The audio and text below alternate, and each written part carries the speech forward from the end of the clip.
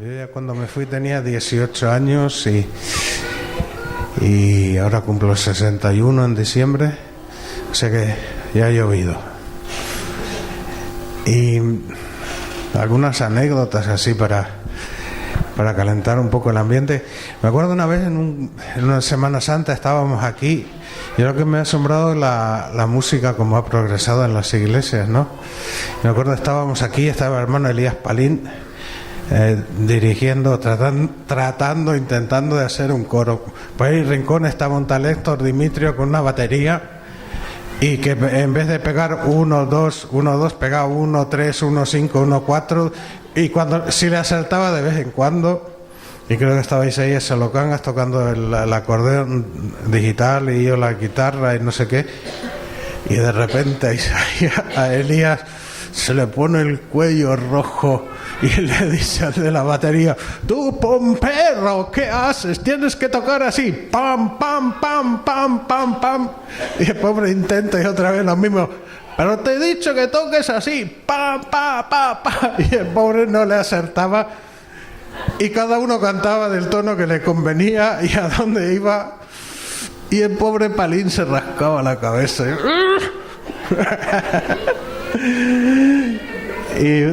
Pero eso era en aquellos tiempos. Y también recuerdo aquí muchas veces en las convenciones cantábamos con mi hermana y Luis Alfredo Díaz y su hermana Doris y ¿quién más había? Joel Vilhanen, en fin, y por lo menos haciendo algo. Y son cosas que te quedan en la mente. Hay recuerdos, yo no estuve en la campaña aquí, pero sí que vine cuando papá vino a buscar para hacer la plataforma y todas esas cosas, y ese hombre del bar ahí que organizó todo, también otro milagro de Dios. Y me acuerdo que justo había habido en Montevideo la campaña de Morris Cherulo, que trajo una revolución espiritual a Uruguay, y papá sentía de Dios por venir a Trinidad e intentaba ver quién puede ir a Trinidad, y el Señor lo trajo él aquí con el hermano Mairena, y una campaña increíble lo que Dios hizo, los milagros, las sanidades y sobre todo las almas que conocieron el poder de Jesucristo y que hasta hoy permanecen. Aleluya. La palabra de nuestro Dios permanece para siempre. Y una casa edificada sobre la roca no se cae. Aleluya. Y vino esta campaña y después puedo decir, en toda la historia de la iglesia en Uruguay, uno de los más grandes bautismos fue aquí en Trinidad. 101 personas que se bautizan. Y yo me acuerdo, ya estaba y ya de rato ya te empezabas a aburrirte, pero ¿cómo es posible 4 o 5 bautizando y aquello no se termina y no se termina y no se termina? Y una fiesta de gloria. Después recuerdo también una vez, papá vino muy contento de Trinidad a casa y estaba empezando a enseñar. Él estaba solo, venía hermano Mario otro día y tal, pero solo con 100, 200 personas que empiezan a seguir al Señor, y entonces le empezó a preocupar que tengo que enseñar, ¿cómo voy a hacer para que el Señor derrame el bautismo de su Espíritu Santo en esta iglesia? Entonces la palabra de Dios dice: ¿cómo recibisteis el Espíritu Santo? ¿Por las obras o por oír la palabra de Dios con fe? Y papá piensa y dice: bueno, yo no tengo ningún carismático ni especial, pero voy a predicar la palabra de Dios, lo que Dios dice. Predicó el mensaje, vino la oración y el fuego descendió de una manera increíble, de una manera maravillosa. Y la iglesia se levantó en poder y Dios empezó a levantar, llamar gente, empezaron a evangelizar, a testificar, y esa visión misionera de ganar almas, lo que él estaba transmitiendo a la iglesia, y empezó a trabajar. Y gracias a Dios que la obra de Dios sigue. Lo mismo en Paysandú también y en todas las iglesias donde he estado. Y lo que me ha alegrado mucho al estar visitando las iglesias no es que esa visión de que somos un pueblo pequeño, muy feliz, muy contento, y aquí estamos y nos encerramos en nuestro templito para que el diablo no venga y nos dé leña. Pero no, un pueblo que sale a predicar las virtudes de aquel que lo llamó. Y eso me ha llenado de alegría al ver estas cosas. De alegría. Dios está restaurando a su pueblo y sanando y levantando. Ha salido a luz lo que no era del Señor, y Dios da tiempo de refrigerio, y me da gozo al poder venir y ver y comprobar que Dios es fiel. Y yo trabajé con papá casi 20 años en España, fundando iglesias en el País Vasco, haciendo literatura. Nos recorrimos casi todos los pueblos de la provincia de Vizcaya, y por donde quiera que íbamos, a la mañana hacíamos folletos y a la tarde a repartir y hablar, y Dios levantó ahí una iglesia, y el resultado de ese trabajo hay 16 iglesias en el norte de España que junto con otros misioneros también hemos podido estar levantando. Y ahí ver la grandeza de Dios y el poder servir a Dios y ver ese fundamento de la palabra, lo mismo que en España, lo mismo que aquí, la base de la obra de Dios, la base de la iglesia, es el fundamento de los apóstoles y los profetas, siendo la piedra angular Cristo mismo, y en esa base.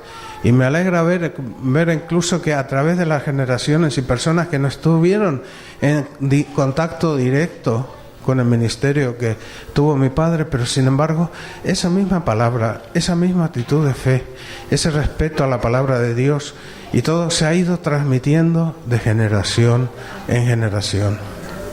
Por eso la palabra de Dios es una de las cosas más importantes, es la base de nuestra fe, es el fundamento firme. Es bonito, tenemos que alabar al Señor y bendecir su nombre, pero si no tenemos su palabra, si no la estudiamos, no la leemos, no la predicamos, no nos queda absolutamente nada. Y la palabra de Dios permanece para siempre. Por el poder de esa palabra fueron creados los cielos y la tierra, y todo este maravilloso universo que miramos, y todo lo que nos está descubriendo la ciencia, todo nos demuestra. Todo subsiste por la palabra de Dios, aleluya. Pero a nosotros, a los seres humanos, Dios nos hizo, somos obra de sus manos. Aunque los evolucionistas dicen que venimos del mono, pero yo por lo menos eso no me sirve, aleluya. Y otro aspecto también, ver lo que Dios hace cuando una vida se entrega a Dios, y ver la fidelidad de Dios, y ver que a veces que Dios salva personas claves para su obra, para lo que Él cree, lo que Él quiere ser. Habéis visto por aquí en Uruguay anda también unos hermanos, Remar Internacional, y están trabajando sobre todo con los marginados, y junto a ellos levantando iglesias y haciendo la obra de Dios, y esa obra se ha extendido en 72 países. Y Remar, y el ministerio de Remar también tiene que ver mucho con papá. Íbamos a la iglesia de Vitoria, de donde es mi esposa, y la esposa de Miguel Díaz se había convertido al Señor, y todos los cultos venía, hermanos, orar por Miguel, que el Señor le salve. Miguel y Mari Carmen, y con sus hijos, era una familia de alta posición en España. Miguel era director de un hospital, Mari Carmen y su familia tenían una empresa de ambulancias, y llegó el tiempo que el Señor lo agarró a Miguel y lo salvó.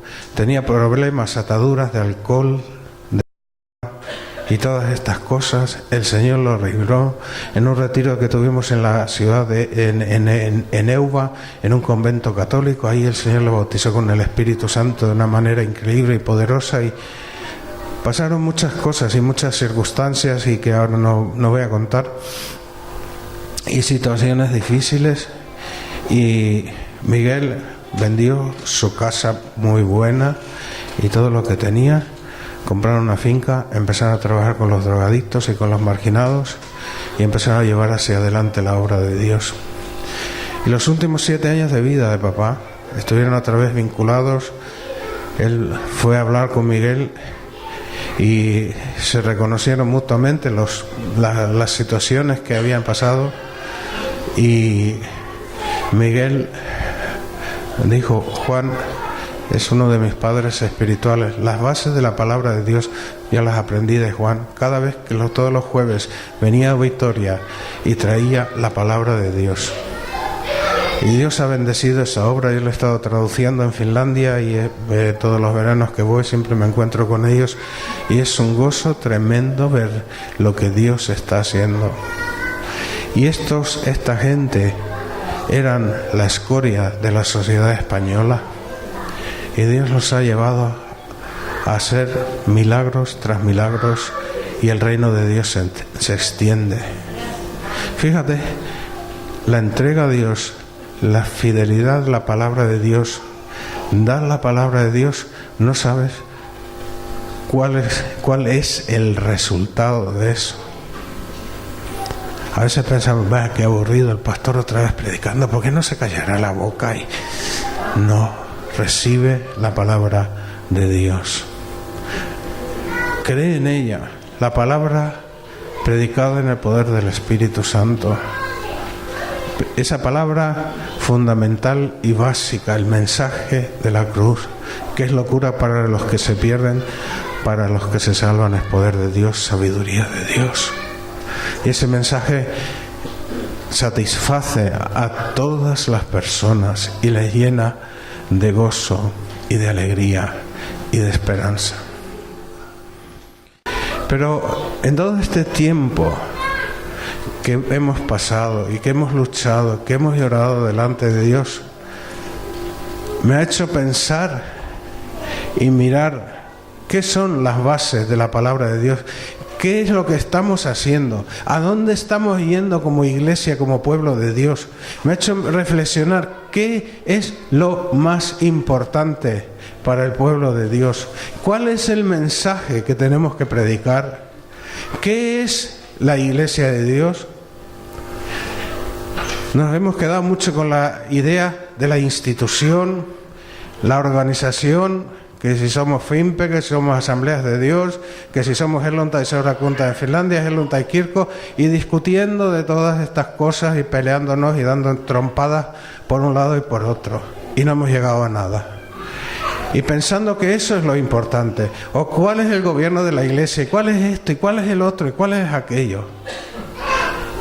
Y empezar a mirar la palabra de Dios. ¿Qué es la iglesia de Dios? Es la comunión de aquellos que con corazón sincero y limpio invocan el nombre del Señor, que se reúnen edificados como piedras vivas para rendir sacrificios espirituales a Dios, para llevar el mensaje del amor de Dios al mundo, para cumplir la misión que Jesús nos encomendó, que nos dijo: id por todo el mundo y predicad el evangelio a toda criatura. El que creyere y fuere bautizado será salvo. Estas señales seguirán a los que creen en mi nombre, sobre los enfermos pondrán sus manos, sanarán, etcétera, etcétera. Y dice, y el Señor confirmaba la palabra que predicaban. ¿Estamos dando eso o qué estábamos dando? Pero esa es la voluntad de Dios. Eso es lo que Dios nos quiere llamar. Volver a la cruz. Volver a Jesucristo.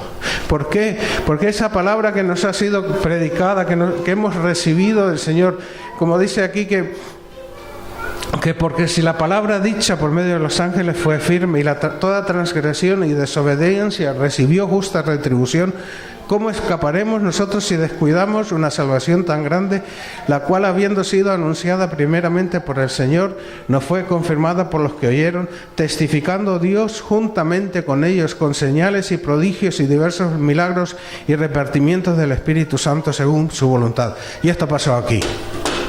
Dios predicaron dos hombres, aparentemente estaban chiflados, uno con un gringo con un acordeón y otro más alto que no sé qué, con unas manos que parecían unas raquetas de tenis. Van y predican. ¿Qué predican? A Jesucristo. No había instituciones para predicar, venir a la iglesia evangélica, que somos los mejores y tal. Simplemente que Jesús vive, que Jesús ha resucitado. Arrepiéntete y cree en el evangelio. ¿Y qué hizo Dios? Confirmó esa palabra de una manera gloriosa. Y Dios lo sigue haciendo. ¿Y esa cadena dónde arrancó? en Pentecostés, el ministerio de Jesús. Los apóstoles recibieron la palabra de Jesús, creyeron en Él y lo fueron compartiendo uno detrás de otro, y el mensaje ha llegado a nosotros a través de todos los atabares de la historia, a través de los intentos del diablo de destruir, de cargarse la iglesia, y cada vez que ha intentado cargarse y romper la iglesia, Dios le ha dado más poder, más gloria, y las almas se han salvado y Dios se ha manifestado. Y por eso estamos aquí en esta noche. No estamos porque nos contaron un cuento, porque nos hicieron un curso de teología evangélica, sino porque Jesús se manifestó, aquel como que vive y reina, como aquel que tiene poder y autoridad. Toda autoridad me es dada en los cielos y en la tierra. Por tanto dice que sentaros en la iglesia y calentar los bancos, no, id y predicad el evangelio a toda criatura. Y eso es lo que Dios quiere volvernos. Y miro las iglesias, qué es lo que está pasando en el mundo, miro lo que pasa en Europa, escucho noticias por todos lados y me duele en lo más profundo del alma cuando veo qué es lo que se está haciendo.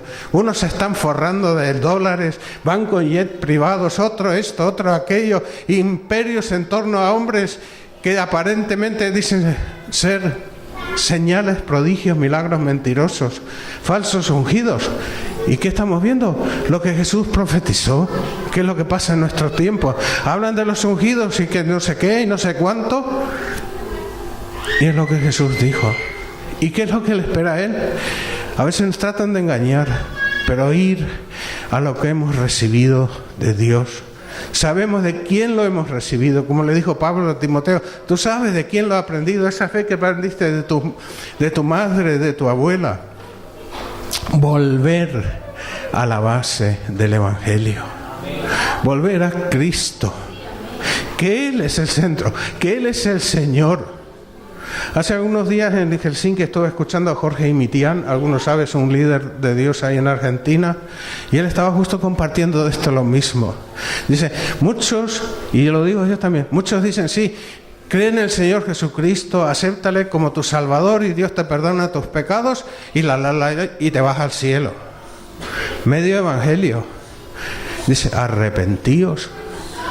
¿Qué significa el arrepentimiento? Rechazar el pecado. Creer en el evangelio. Bautizarse. Que Jesús sea no solamente el Salvador, sino el Señor. Y aquel que es un Señor es que manda, el que tiene el poder y dice, tú haces esto, punto. Y tú agachas la cabeza y dices, sí, Señor. Como tu patrón, tu jefe, lo que sea. Te dice, hay que hacer esto. Tú lo haces, como no hagas, la liquidación y fuera a la calle. Jesús quiere ser el Señor en la vida de cada creyente. Además que es Salvador, es Señor, es nuestro Rey. Es aquel que tiene poder. Y su señorío tiene que verse en nuestras vidas. No solo es muy bonito venir a la iglesia y levantamos las manos y alabamos y nos gozamos. Es maravilloso. Pero cuando sales de la puerta, ¿qué pasa? ¿Es Jesús el Señor o eres tú otra vez que estás sentadito ahí en el trono de tu vida? Y porque yo voy a hacer esto y porque yo hago el otro y yo. Y somos los yo-yos. Bota para arriba y bota para abajo. Jesús es el Señor. Y Él no se ha cambiado. Su mano sigue extendida. Él salva, Él sana, Él perdona los pecados, Él rompe las cadenas. ¿Qué tenemos que hacer? ¿Hacer rituales para hacer algo? No. Contar lo que Jesús ha hecho. Como dijo el apóstol Juan, lo que hemos visto y oído tocante al verbo de la vida, eso os decimos. Y eso es el mensaje que Dios quiere que nos llenemos de Él. Lo que Jesús ha hecho en nosotros confirma que la palabra de Dios es verdad, que es una palabra que permanece para siempre. Y es tan importante volver a eso. Jesús, tú eres el Señor, tú eres el Señor de la iglesia. Tú te mereces toda la honra, la gloria, la adoración, la alabanza. ¿Por qué? Porque Él se dio a sí mismo. Porque en la cruz Él venció a todo principado, potestad y fuerzas del demonio. Y a mí no me interesa hablar de lo que hace el diablo. Yo quiero hablar de lo que Jesús hace. Quiero exhortar al pueblo de Dios que hable, que se dejen de escuchar papanatas, historias de internet, que por ahí no sé qué, y esto hizo no sé cuánto, y el otro no qué sé.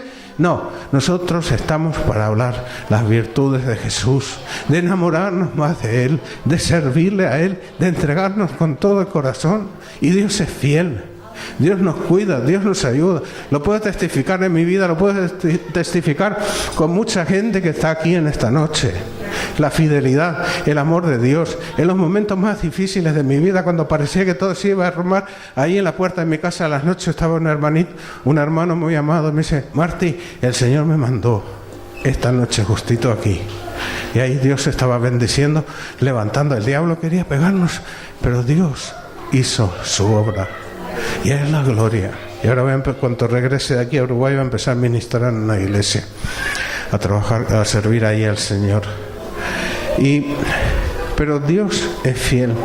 Y todo este proceso nos ha llevado a entender cuán importante es Jesús, cuán importante es el ser fiel a Dios, porque Dios al final recompensa, restituye, aunque nos golpeen por todos lados. Había momentos, os digo, parecía que mi hija Anneli estaba estudiando en la universidad para traductora y tuvo que hacer el estudio que se hace a mitad de la carrera, la candidatura, la tesis. Y yo le estaba ayudando un poco y había una lucha tremenda. A veces parecía: Señor, a esta chica se le va la cabeza, como tú no hagas nada. Nos fuimos de vacaciones a España, estamos ahí en una cafetería. Anneli abre el correo electrónico, viene el resultado de la tesis, la mejor nota que se puede dar, un 5. En las tesis en facultad se evalúan de 1 a 5 y el 5 le habían dado a Anneli. Y después, cuando termina su carrera, también los profesores le dieron la segunda nota más importante y decían: Anneli, tú has hecho algo. Hace muchos años que en esta facultad no damos estas notas. Y muchas veces pensando: ¿qué va a pasar con esta chica? Pero Dios bendijo, Dios la recompensó, y ahora ya está haciendo su trabajo y también sirviendo al Señor con la música y con sus talentos en una iglesia de Helsinki. Dios es fiel, hermanos queridos. Dios cuida. Y cuando los hombres a veces nos abandonan y nos patean y nos sentimos solos, Jesús ha prometido: he aquí y estoy con vosotros, estoy contigo. No dice en el momento que estás en el culto: yo estoy con vosotros todos los días. ¿Hasta cuándo? Hasta el fin del mundo. Aleluya. El fin del mundo no ha venido. Aquí estamos en Trinidad en esta noche, gozándonos de la gloria de Dios. Él está ahí. Él tiene el poder. Él tiene la autoridad.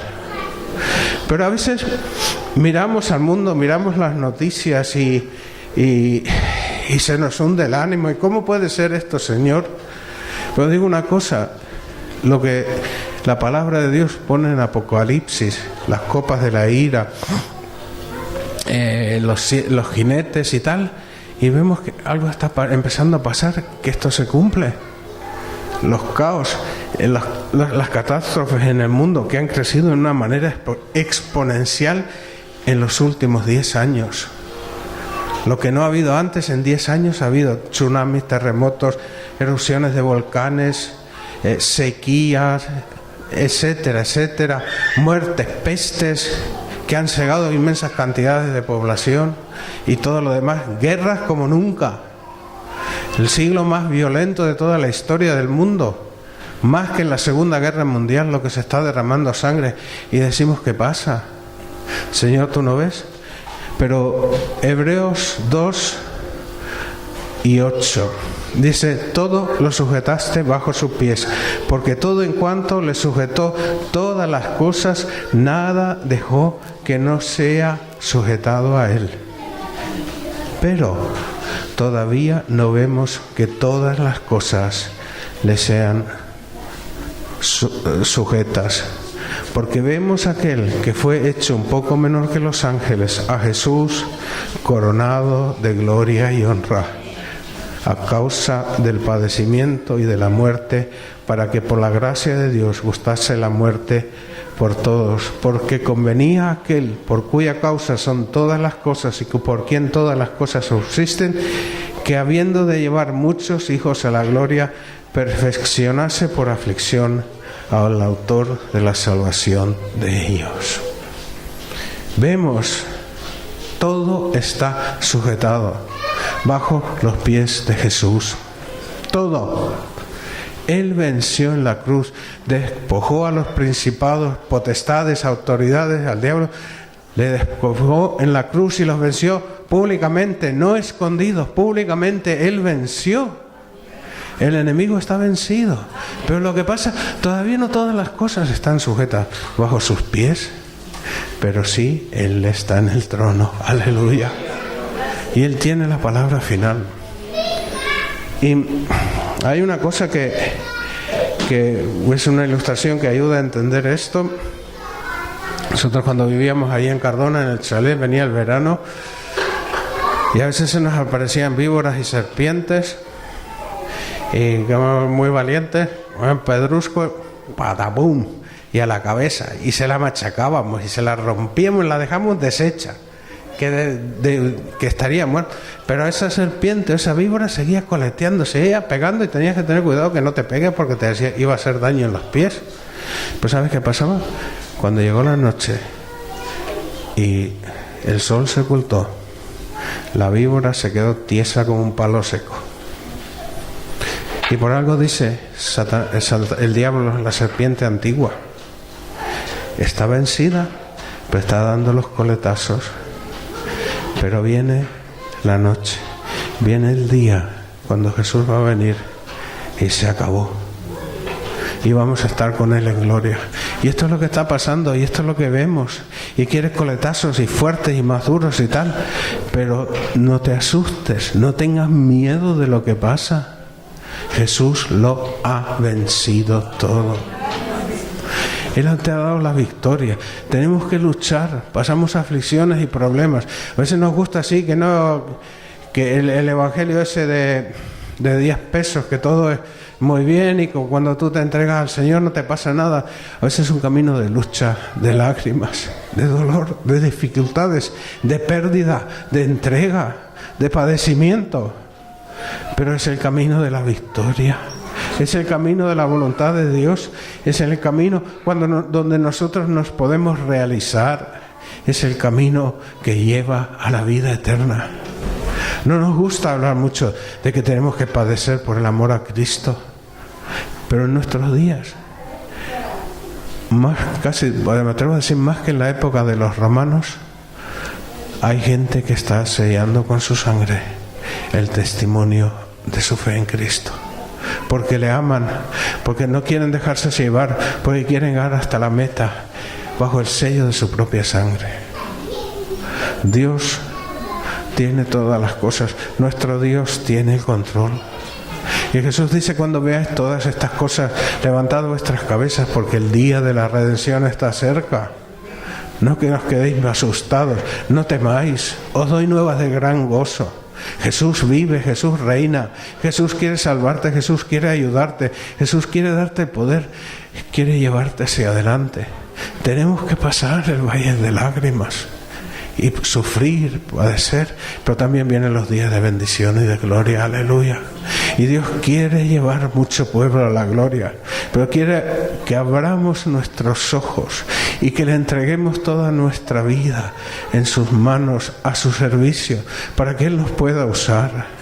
Dar no solo con nuestras palabras, es muy fácil hablar, pero con nuestras vidas testificar a las personas que Jesús vive.